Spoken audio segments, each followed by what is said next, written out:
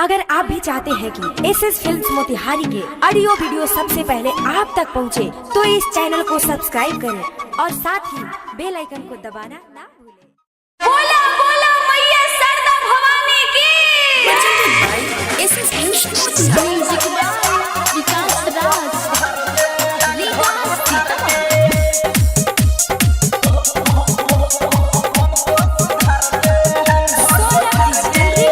Studio Patna.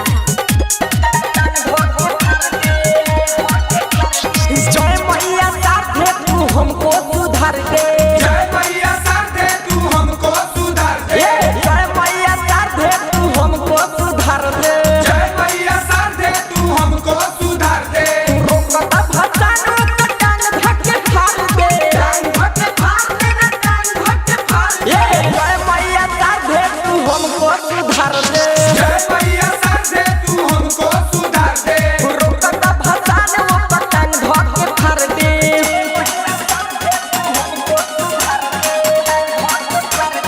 presented by SS Films Motihari.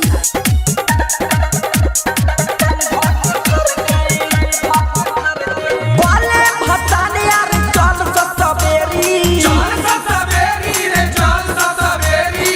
होता को बेरा लगाओ ना देरी, लगाओ ना देरी, लगाओ ना देरी। बोले भसाने यार चल सवेरी, होता को बेरा लगाओ ना देरी। आ छोट बड़ माई के विसर्जन करा दे, जय मैया साथे तू हमको सुधार दे। रोकता भसान वो पतंग धके फर दे।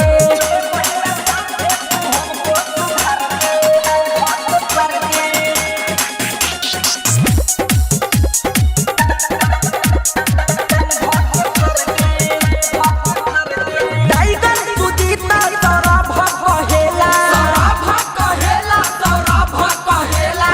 सबका के अपना सिस्टम में रहेला। सिस्टम में रहेला, सिस्टम में रहेला।